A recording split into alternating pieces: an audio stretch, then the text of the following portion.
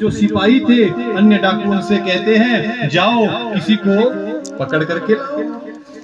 अब जिस मार्ग से भरत जी आगे जा रहे थे उसी मार्ग से सामने से आ गई ये डाकू।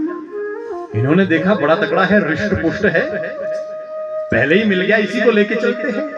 अब जड़ भरत जी को लेकर के गए अपने जहां जंगल में इनका रहने का सब स्थान था। सबसे पहले स्नान करवाया, उसके बाद बढ़िया बढ़िया वस्त्र पहना दिए, अब बढ़िया बढ़िया भोजन करवा दिया।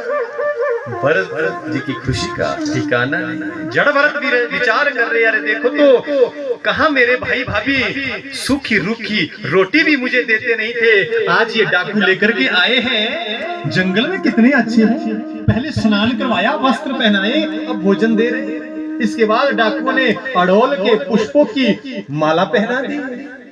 जड़ भरत जी क्या जाने बेचारे कि क्या होने वाला है मेरे साथ में। अब कहते हैं डाकू चलो अब तुम्हें भद्रकाली मैया का दर्शन करने चलना है। इतने खुश हो रहे, देखो ऐसे अच्छे डाकू, इतना कुछ स्वादिष्ट स्वादिष्ट भोजन भी करवाया, अब कह रहे हैं भद्रकाली का दर्शन करना, क्यों ना करें। अब जो लेकर के गए भद्रकाली के मंदिर में, सो सामने भद्रकाली की काष्ठ की मूर्ति थी। ध्यान लगाते हैं, अभी चरणों में नतमस्तक होते उससे पहले एक डाकू कहता है साष्टांग प्रणाम करो। काष्ठ की मूर्ति में जो भद्रकाली की है, क्यों नहीं साष्टांग करेंगे। जैसे ही अभी साष्टांग प्रणाम को करने के लिए आगे बढ़ने लगे थे, एक डाकू पर दूर नजर पड़ गई। देखते क्या है, वो डाकू तो हाथ में खड्ग लिए खड़ा है। जड़ भरत जी समझ गए, अरे ये मेरी बलि देना चाहते हैं।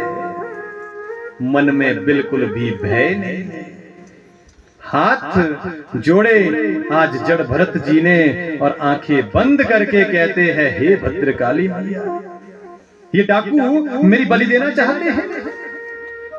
मुझे बिल्कुल भी इस बात का भय नहीं है, पर हाँ मां, एक मेरी हाथ जोड़ करके आपसे विनती है।